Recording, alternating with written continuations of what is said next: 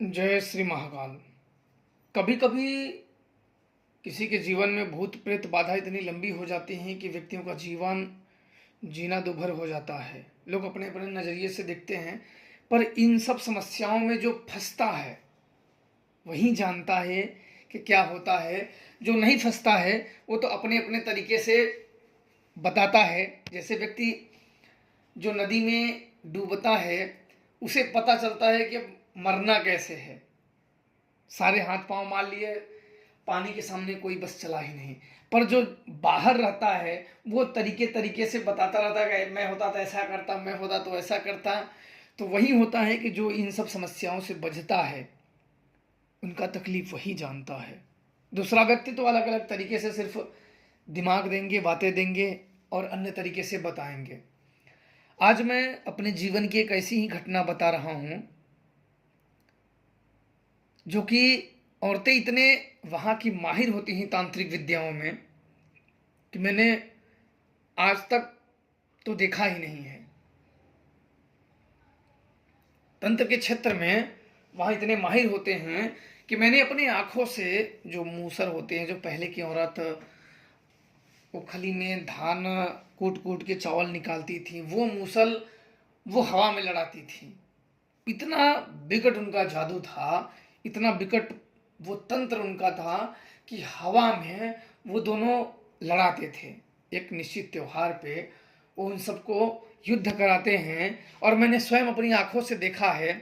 और मैं सोचता हूँ कि बताओ इतने ये तंत्र में पारंगत है। खैर वो छोड़िए, हम अपने अनुभव पे आते हैं जिसमें मैं गया था। उस समय बात एक दक्षिण की थी केस। तो घर के काफ़ी वहाँ बराबर कोई एक किसी बुढ़िया का दांत लग जाना, फिर किसी लड़के का दांत लग जाना, उसके रिश्तेदारी में भूत प्रेत इतनी समस्याएं थी कि रोज कोई ना कोई कहीं ना कहीं उधर क्षेत्र से सभी जानकारों को ला ला के दिखवाते थे कि भाई कोई भी ठीक कर दे। सब लोग जानकार आते थे, जो उनके पास जानकारी थी, जो उनके पास प्रयोग था, वो कर करके थक के फिर चले जाते थे। फिर क्या करें, जो जिनके पास प्रयोग होगा वो करेगा, फिर व्यक्ति नहीं ठीक हुआ तो फिर क्या करेगा, फिर अपना वो करके चले जाते थे। ऐसे दिन बीतता चला। बीतते बीतते एक दिन ये खबर मेरे पास भी आ गई। मेरे एक जानकार अवघड़ मित्र थे, तो उन्होंने कहा कि एक जगह चलना है। तो मैंने कहा कहाँ चलना है? तो कहे कि एक दक्षिण में एक जगह ऐसी कहानी है और बड़ा विचित्र कहानी है। वहाँ की औरतें तंत्र में बहुत पारंगत हैं, वहाँ उन्हें कोई हरा नहीं सकता है। तो मैंने बोला, मैं हंस हंस के उनसे कहा कि भाई औरतें इतनी पारंगत कहाँ से हो गई? तो बोले कि आप चल के एक बार देखो तो सही।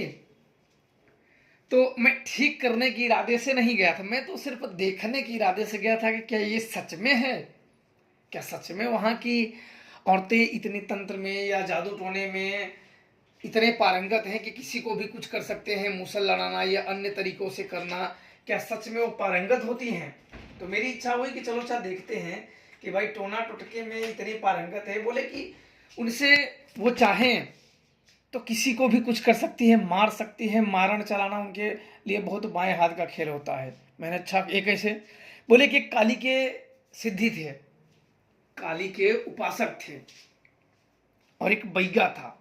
बैगा मेरे को यहीं वहाँ गए तो मालूम पड़ा, पता नहीं कौन से जात होते हैं बैगा, जो जंगलों में रहते हैं। ये उनसे अब युद्ध वाली बात है, बैगा जात था। और ये कौन से जात है मुझे अभी भी नहीं पता, बस इतना मालूम है जंगलों में रहते हैं, बैगा है, इनकी बैगा जात होती है।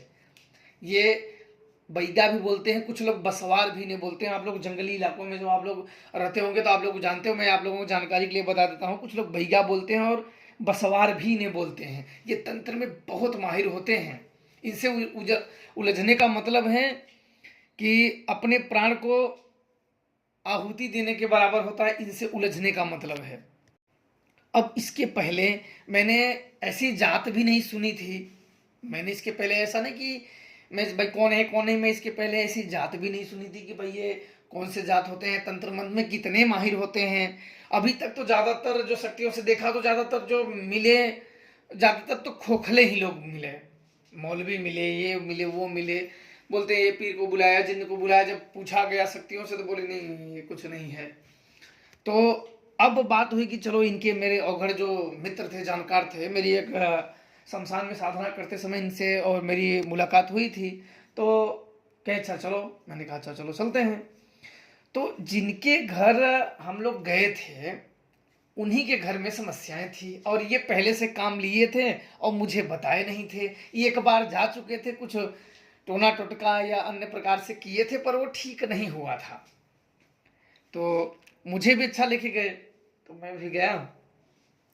तो सब जन से हलो हाय हुआ, नाश्ता पानी। वहाँ के बड़े इज्जत देते हैं, आप घर चले जाओ तो बड़े इज्जत देते हैं, और गद्दारी या इधर उधर का बात लेस मात्र भी उनमें नहीं होता है, मतलब प्रेम। तो उनके भाव देख के मेरे को बड़ा अच्छा लगा। तो मैंने कहा कि आप ही दुखी हो क्या? ऐसे मैंने अंदाजा से, मैंने कोई शक्तियों से अंदाजे मैंने लगाया कि हो सकता है भाई यही तो नहीं है। अब जगह जगह पे शक्तियां क्यों बुलाना, तो मैंने अंदाजे से कहा आप ही तो नहीं दुखी हैं? बोले हाँ हाँ आप ही, मैं ही दुखी हूँ। तो मैंने कहा कि ऐसी क्या बात है यहाँ की आप ठीक नहीं हो पाए, ये भी आए हैं? बोले कि अरे आप जानते नहीं हो, इधर के औरतों को आज अगर खड़े खड़े पेड़ को सुखवा देती हैं, मूसरों को लड़वा देती हैं।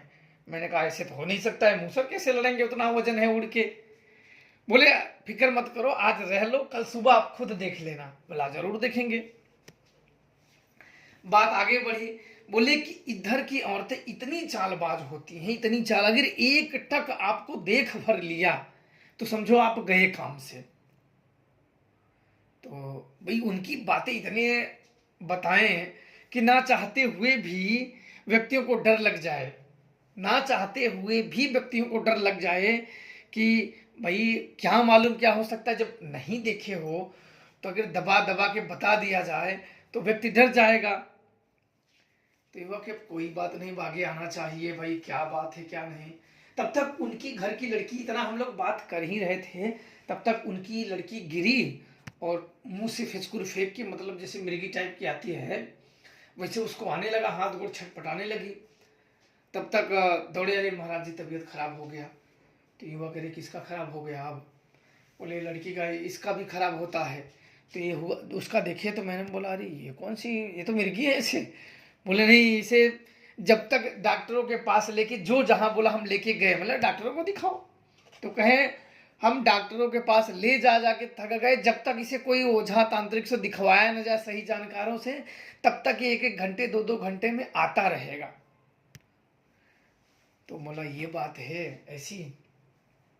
तब हम लोग, मैंने कहा कि ठीक है अच्छा सामान लाओ। सामान की व्यवस्था की है, जो सामान मैंने लिख के, जो सामान मैंने बोले वो सामान सब खरीद के लाएं और मुझे दिए। तो मैंने सोचा कि चलो अच्छा थोड़ा सा पहले मैं ही देख देता हूँ। पहले मैंने अपने जो साथी गए थे उनको कहा, तो बोले आप ही देख लो। तो ये चलो ठीक है। अब मैंने वहाँ पूजा वूजा भोग दिया। भोग देने के बाद सुजान को बुलाया, इसको बुलाया, वो आया। और इसके बाद मैंने कहा कि यहाँ क्या बात है, और वो सुजान आया और चला गया, और उसने कुछ उत्तर मुझे नहीं दिया। और तब मुझे मालूम हो गया कि अरे ये आया और कुछ उत्तर नहीं दिया और फिर चला गया। इसका मतलब यहाँ बहुत बड़ी चीज है, बहुत लफड़े वाला चीज है, या कुछ ऐसी जानकारी हम लोगों के, अब हम सबके पास उत्तर कुछ है ही नहीं कि यहाँ है क्या चीज जिसे हम बुलाए थे जानने के लिए, कुछ करने के लिए। वो तो आया और चला गया। अब हम लोगों को चाहिए था शमशान, कि अब बुलाना चाहिए शमशान में ही, क्योंकि बाहरी शक्तियां शमशान में असर नहीं करती हैं। अब चाहिए था शमशान जानने के लिए, जानने के लिए शमशान चाहिए था। तो मैंने कहा कि इधर कोई शमशान है? कोई बड़ा शमशान तो नहीं, नदी के पास जलाते हैं। बोला हाँ ठीक है। तो हम लोग कल के लिए वहाँ व्यवस्था किए। तो ऐसा हाथ बबूत उसको दिया गया कि भाई से जल्दी से अभी कुछ आराम हो जाए। तो हाँ हाथ बबूत दिया गया। अब देने के बाद उसे आराम हुआ, थोड़ा, पूरी ठीक नहीं हुई, पूरा ठीक नहीं हुआ, आराम हुआ। अब हमें बिना सोचे समझे चाल चलनी थी, क्योंकि ऐसे अड्ड बड्ड शक्तियों को लगा नहीं सकते कि भाई जो आए लगा कैसे भी ठीक करो। क्योंकि जब हम जहाँ गए हैं और इतने डरावने कहानी अगर सुना देंगे व्यक्ति, तो आदमी सोचने पे एक बार जरूर मजबूर हो जाएगा कि भाई ये आगे की कहानी क्या है जब तक जान न लिया जाए।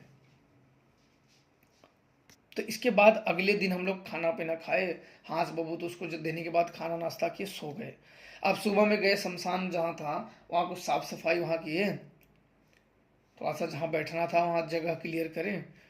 तो शाम के समय जो सामान थी, सामग्री थी, बाजार से मंगवा लिए थे, जो हमें चाहिए थी वो बाजार से हम मंगवा लिए थे। अब मंगवाने के बाद शाम के समय हम वहाँ गए, जो शमशान का वहाँ था, आग देते हैं डोम, जो आग देते हैं लोगों को, कुछ पैसे उन्हें दे के हम सब शमशान का बंदोबस्त कर लिए थे। अब करने के बाद रात को क्रिया करनी थी। रात में क्रिया करने के बाद एक बुलाया एक महाप्रेत को। रात में जब बैठे, तंत्राभूषण, दीप पूजन, दिशा पूजन, स्थानीय देवता पूजन, सभी पूजन करके अलख भोग दिया, अघोर देवता पूजन किए। सब करने के बाद जो मेरे गुरुदेव से मुझे प्राप्त है, जो शमशान के विधान है, पूजन है, वो सब मैंने किए। उन नियमों का सब पालन किए, और करने के बाद जो नियम उनमें बताए गए उनका नियम का पालन करते हुए मैंने जब किया, इसके बाद एक महाप्रेत को मैंने बुलाया। महाप्रेत को बुलाया, वो आया, बहुत हंसते हुए आया, और उसको मैंने भोग दिया और अपना उद्देश्य मैंने बताया। वो चला गया। अब जाने के बाद लगभग 20 मिनट के बाद आया। वो आया और कुछ बोला ही नहीं, कुछ बोला ही नहीं कि क्या बात है क्या नहीं है। आया और वो बिल्कुल मुझसे मुंह लटकाए हो ऐसे आया और चला गया, कुछ नहीं बोला, जवाब कुछ भी नहीं। अब बात हुई कि अब इसको क्या हो गया। तो इसके बाद उससे शक्तिशाली 2 और महाप्रेतों को बुलाया गया। 2 और महाप्रेतों को बुलाया गया, उसका भोग दिए, अलग भोग दिए, आए उसको भोग दिए और अपने उद्देश्य बताए।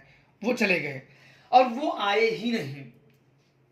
वो आए ही नहीं, इसका मतलब साफ था कि वो कैद हो गए। मैंने आधा घंटा देखा, 45 मिनट हो गए, फिर मेरा हिम्मत ये टूट गया कि अब ये कैद हो गए हैं। तो मैं बड़ा चिंता में होगा कि आखिर ये गए कहाँ। आखिर मैंने पता लगे करने के लिए भेजा था कि भाई ये किया कौन है और ये गए कहाँ आखिर। थोड़ा सा मेरे को भी गुस्सा आया। इसके बाद तब मैंने सुजान को, अहिराक्ष को, अब बोला कि अब यही पता लगा सकता है, यही बहुत हाई और यही एक विश्वासु शक्ति है जो करता नहीं है। अब मैंने उसके आवाहन में उसको भोग दिया, अलख भोग दिया, और उसको भोग थाल सजाए उसके, और उसके बाद तब उसके आवाहन में मैं जुट गया, ध्यान केंद्रित और केंद्रित और केंद्रित और केंद्रित। जब वो आया तब उसको मैं अपना उद्देश्य बताया कि ये 2 कहाँ गए हैं और कौन ऐसा चाल चल रहा है। तब ये हिराक्ष वहां से एकदम जैसे कि पूरा जब आया हो ना, तो ऐसे लगा ना कि प्रलय आ गया हो, ऐसा का वातावरण बन गया, जैसे काले काले बादल छाए हों और वातावरण में जैसे परिवर्तन आ गया हो। और वो जब चला गया तो फिर सब सही हो गया। उसकी माया इतनी प्रबल थी। और छक गया तो लगभग 10 मिनट के बाद वो आया और 2 प्रेतों, महाप्रेत जो पकड़े गए थे उनको भी लेके आया। और तब उसने मुझे बताया कि एक लगभग 40 से 50, उसने जो बताए कि 40-45 के बीच एक औरत है, और उसका आदमी लगभग 60 से 65 साल का है, और वो अवघड़ है। और उस आदमी ने अपनी औरत को विद्या सिखाई है, और वो टोनही में माहिर है, वो अदम माहिर है। टोना के मामले में वो बिल्कुल दम माहिर है। तो ये हुआ कि ये तो इतनी माहिर, बोले ऐसे बोले कि वो मारड़ से लेके टोना तक वो जानती है, कितने लोगों को मौत के घाट उतार चुकी है। उसने मुझे और सारी बातें मुझे बताई, हिराक्ष ने बताया, और फिर वापस से मैंने उसको भोग दिया दोबारा, क्योंकि अब उस औरत को पता चल गया था। अब मैंने सीधे ही मतलब युद्ध ना चाहते हुए भी मैं उस युद्ध में कूद गया, ना चाहते हुए भी मैं उस युद्ध में कूद गया, क्योंकि हिराक्ष गया था तो जबरदस्ती उसकी डाकिनियों से, पिशाचनियों से ये प्रेत को छीन लाया था। मैंने जो प्रेत भेजे से ये प्रेतों को जबरदस्ती छीन लाया था, और उसे वो ज्ञात हो गया था कि कोई ऐसा है जो पकड़ी हुई शक्तियों को छीन ले गया। अब मेरी तरफ सामने था और मैं अब सचेत मुझे होना था और मैं जान चुका था कि अब अगला शिकार उसका मैं हूं। अब मैंने अपने प्राण पे आफत मोड़ ले लिए। अब सीधे तौर पे ऐसा कहा जाए कि मैंने अपने प्राण पे आफत मोड़ ले लिए हैं। हंसी हंसी की बात में मैंने अपने प्राण पे आफत मोड़ ले लिए। अब वहां से वो आया और उसके बाद तुरंत मैंने अलख भोग लगाया और सुजान को या हिराक्ष को वापस मैंने भोग दिया और फिर इसे वापस मैंने नमन किया और ये निकल चला। इन प्रेतों को भी दोबारा भोग दिया कि भाई चलो कोई बात नहीं, जानकारी नहीं इकट्ठा कर पाए पर करें। पर मुझे ये चिंता थी कि ये जो औरत है ये तंत्र में बहुत प्रबल है और ये इतना प्रबल है तो उसका आदमी एक अवघड़ है। ये कितना प्रबल होगा, ये कितना प्रबल हुआ, इस सोच विचार के अच्छा सब दिमाग में लिए कि अब अगले दिन अब क्या होगा। मुझे सोच आए यहाँ तो उनके जो लड़की का पिता था, काफी बुजुर्ग था, वो ओझा था, जो गुनिया बोलते हैं, वो गुनिया था। वो भूतों प्रेतों से काम ले लेता था। गुनियों को कुछ कच्चे प्रेत होते हैं, कुछ भूखे प्रेत होते हैं, तो उन प्रेतों से वो काम ले लेता था। उनकी क्रिया बड़ा सरल होती है पर निडर लोग कर सकते हैं। तो मैंने उससे पूछा कि ये उस औरत का नाम मीना था। हिराक्स ने जो मुझे उस औरत का नाम बताया था, उस औरत का नाम मीना था। जब मेरी उन बुजुर्ग से बात हुई तो मैंने कहा कि ये मीना कौन है। अब वो मीना नाम सुनते ही वो तो जैसे उस बूढ़े को सांप सूंघ गया हो। मीना नाम सुनते ही जैसे उस बूढ़े को सांप सूंघ गया। कुछ बोला नहीं। फिर मैंने कहा क्या हुआ दादाजी। तब उसने थूक लीला और गला थोड़ा सा साफ किया। तब उसने कहा कि बेटा, मीना से पंगा लेना ठीक नहीं है, वो बड़ी क्रूर है और बड़ी डाइन है। उससे आज जो भी लड़ा उसने अपना सर्वनाश कर लिया। मैंने बोला ऐसा क्यों भाई, आपकी काम है, आप इससे क्यों नहीं कर पाए, ये आपकी नातिन है और आपके घर के दुखी हैं। बोले हम कर रहे हैं लेकिन ये प्रेतों में भूतों में इतनी पावर नहीं है कि उसका मुकाबला कर सके। मैंने बहुत क्रियाएं की लेकिन उसने पकड़ ली है और उसने चेता दिया कि अब अगर क्रिया करोगे तो मैं तुम सबको खत्म कर दूंगी, मार दूंगी, और इसलिए डर से हम करते नहीं हैं। और आपने अब समझो कि उन प्रेतों को छुड़ा के और समझो कि आपने उससे दुश्मनी मोड़ ले ली है। अब मैं भी बड़ा सोच में पड़ गया कि दुश्मनी। और हिराक्स ने एक नाम और बताया था उसके पति का, पहाड़ी नाथ अवघड़।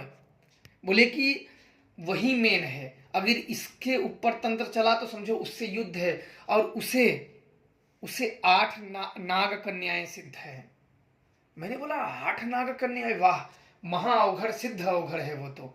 8 नाग कन्या, ये तो बहुत बड़ी सिद्धि होती है। और वो उनके बाग दौलत वो काम करता है, जिसको चाहे जब चाहे कर सकता है। उसको कई शमशान सिद्धियां प्राप्त हैं और एक और शक्ति प्राप्त है। उसने नाम मुझे नहीं बताया, उसको शायद ना पता होगा बुजुर्ग को, पर 8 नाग कन्या उसे सिद्ध थी। पता नहीं, मैंने जब 8 नाग कन्या का नाम मैंने सुना तब मेरे मुंह से निकला कि महासिद्ध अवघड़ है वो। क्योंकि मेरे गुरुदेव ने मुझे बताया था कि नाग कन्याएं इतनी जल्दी सिद्ध नहीं होती, इंसानों पे जल्दी भरोसा नहीं करती हैं, ये इंसानों से दूर रहना चाहती हैं। क्योंकि इंसान, मेरे गुरुदेव का मानना था कि इंसान के साथ काफ़ी नाग कन्याएं पहले सिद्ध थी, उनके संपर्क में आती थी, लेकिन इंसानों ने इनके साथ धोखेबाजी की हुई है, इसलिए इंसानों से दूर रहना चाहती हैं। अगर किसी वजह से संपर्क में आ जाए तो वो अपने बात को निभाती हैं। तो ये हुआ। अब तो बाबा अब क्या करें। अब इसके बाद अब हम सब की बात चल ही रही थी, तब तक वहां बैठे थे, तब तक एक मुझे बहुत जोरदार मुर्दे जैसी गंध आई। जब मुझे गंध आई मैंने तुरंत देख विद्या मैंने लगाया ना, तो एक पिशाचिनी थी। पेड़ के एक नीम का पेड़ था उनके घर के पास, एक पिशाचिनी थी जो हम लोगों को नजर गड़ाए बैठी थी। मतलब वो देख रही थी, उस बूढ़ी औरत ने पिशाचिनी को भेज के दिखा रही थी कि मतलब ये कौन है, क्या कर रहा है, वो जानकारी इकट्ठा कर रहे थे। इसके बाद मैंने एक मंत्र पढ़े और उसकी तरफ थूक मारे। जब मैंने उसकी तरफ थूक दिए तो तुरंत उसकी देख विद्या कट गई। अब कटने का मतलब कि मैं दिखाना नहीं चाहता था और एक एक गलती के कारण युद्ध का जो सिलसिला था वो बढ़ता जा रहा था। मैंने तुरंत वहां काटी और वो कटी और फिर वो चली गई। अब इसके बाद मैंने अपनी देख विद्या का इस्तेमाल जब किया तो मैं देखा कि वो औरत वो एकदम बूढ़ी हो चुकी है। बूढ़ी थी, पता नहीं इतनी उम्र में कैसे बूढ़ी हो गई थी। बूढ़ी हो गई थी और बिल्कुल एकदम अदम बूढ़ी नहीं थी, बूढ़ी थी। और वो उसके बाल सफ़ेद थे और उसका घर में एक बड़ा सा हवन कुंड था और 5 कपाल थे। उसके हवन कुंड पे 5 कपाल थे, बड़ा सा हवन कुंड था। और इसके बाद अजीबोगरीब सामग्रियां थी उसके, अजीबोगरीब सामग्रियां थी। पूरा दीपक थे और लाल रंग से पूरा उसका स्थान लिपा हुआ था, पूरी से खून। और जैसे कि बलि, अभी अभी किसी की बलि दी गई हो कोई चीज़ों की, पर वो मुझे नहीं दिखा। तो इसके बाद मैंने देख विद्या वापस ली। अब ये हुआ कि ये औरत आखिर करना क्या चाहती है। अब इसके बाद जो कहानी घटी, उसने इसके बाद एक महा पिशाचनी को उसने फिर वापस भेजा मेरे ऊपर। इसके बाद वो आई। अब आगे की जो घटना है मैं आगे आप लोगों से बताऊंगा। तब तक आप लोग खुश रहो और प्रसन्न रहो। जय श्री महाकाल।